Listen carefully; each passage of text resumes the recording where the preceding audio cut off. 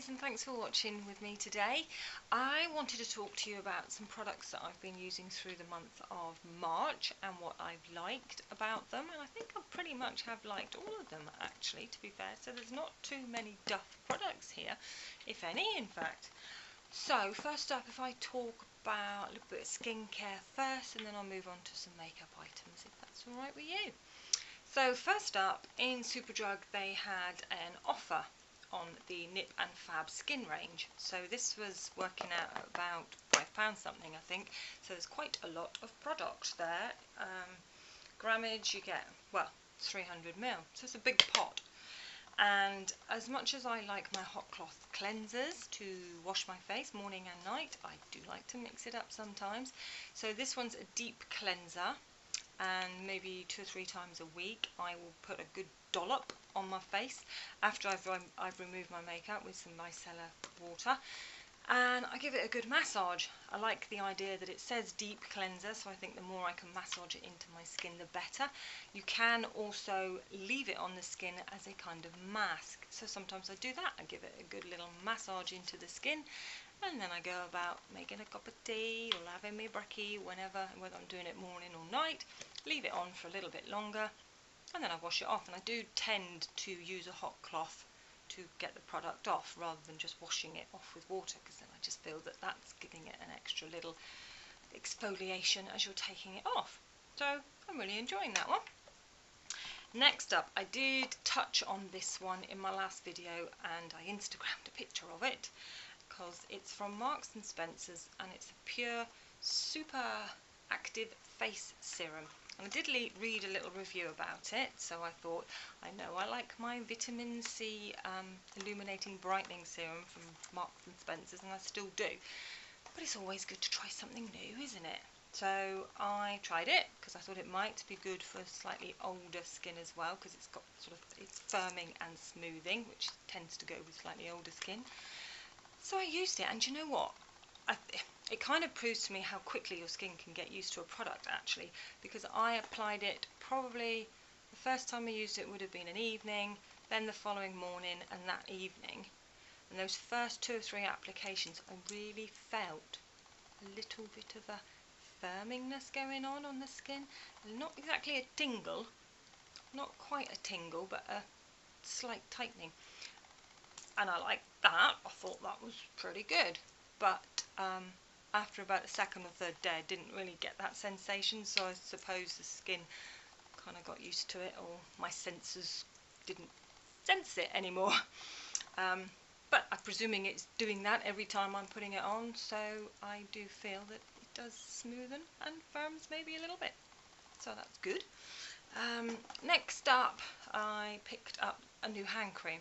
I'm loving my Palmer's coconut oil hand cream, but Boots have got a new range, new packaging of the DermaSpa range, and there's a couple of different variations of their hand creams, but this one is Goodness Indulgent Hand Treatment, and it's really nice. It's really silky. You put it on and it's just so smooth. It just disappears into the skin. So really loving their new DermaSpa range of Dove. They've got loads of body products as well, so I think I will probably have to move on to some body moisture if it's got the same effect of this, how it seeps straight into the skin. It's going to feel lovely on your body. That's that. Also in Superdrug they've got their vitamin E range, which I'm sure you've seen, and I've been wanting to try out the cleansing oil for a little while. I like the idea of an oil on the skin, to be fair. I always think it's packed with lots of nutrients, which is really good if your skin needs a bit of hydration. So this one's the Vitamin E Skincare Dual Phase Cleansing Oil, and it's kind of, I don't know if you can see it's split there between the water formula and the oil formula, so you have to give it a little shake up, mix it all together, and then I blob it on a cotton pad, swish it over the face, and it removes makeup really well actually. In the same range I got their dry oil for hair and body, and I thought that would be really good, so I might have to repurchase because I'm sure I'm already into the bottle a little bit. I'm sure it will disappear quite soon. But that is really nice as well. I've used it on hair and body, and it's really nice. It leaves a nice subtle scent on the skin, not too heavy, so it doesn't sort of interfere with any perfume or anything that you pop on. I have used dry oils before for the skin, and they're so perfumed that no, I just didn't like it. It was too much, and then by the time you put your own scent on, it was just too heavy.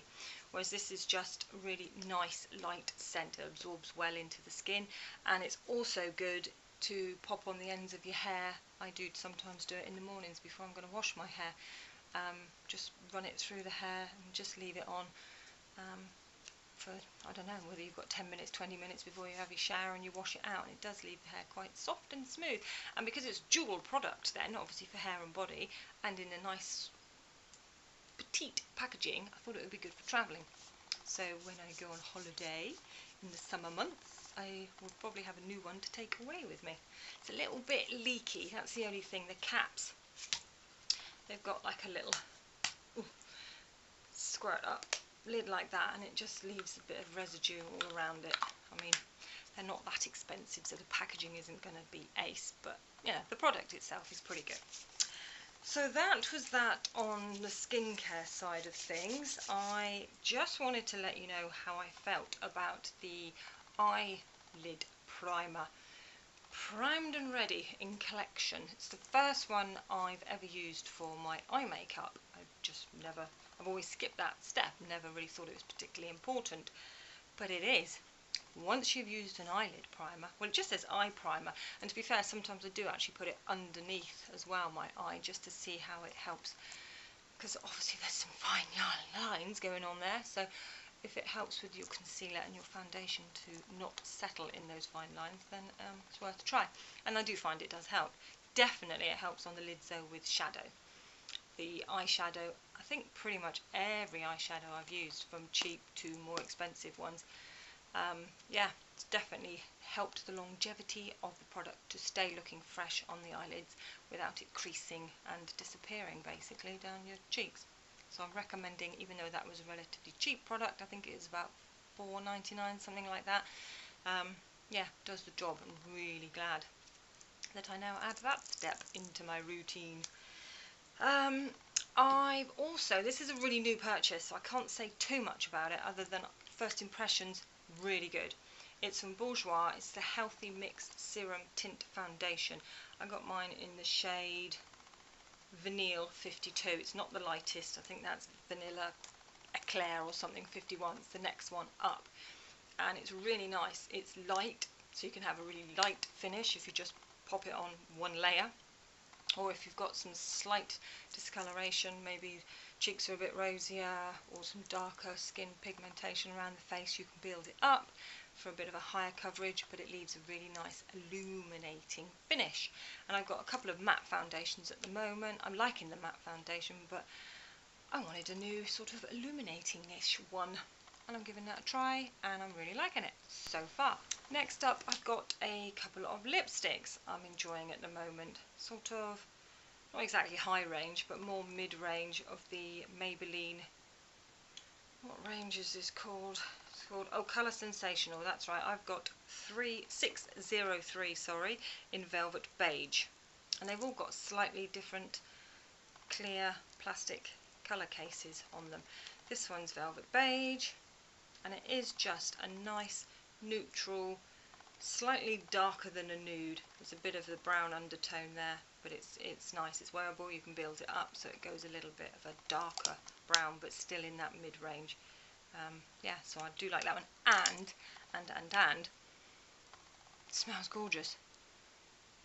Never really sniffed a lipstick before, but as you're applying it, you can smell it. It's really nice. So I think that was on offer, so I got that for about $4.99, something like that. It was a little bit cheaper than normal, hence why I picked it up. Now these are cheap and cheerful. This is Makeup Revolution, and they got loads of different shades. They're about £1, but I was quite liking the coral with spring and all that around the corner. So it's that sort of shade. I'll give it a little swatchy for you, if you can see. Too bright, but it's a nice sort of coral. And what I have been doing, in fact, with matching these two, they do kind of go together. So I put the darker one on first, all around the edge, all around all of it really, and then I just pop a little bit of the Makeup Revolution one. It's in the shade Bliss, and I've just been popping that one just in the middle, just sort of doing a little bit of ombre, whatever they call it, you know, graduating two different shades. But they sort of work well together, so I'm quite liking that look at the moment.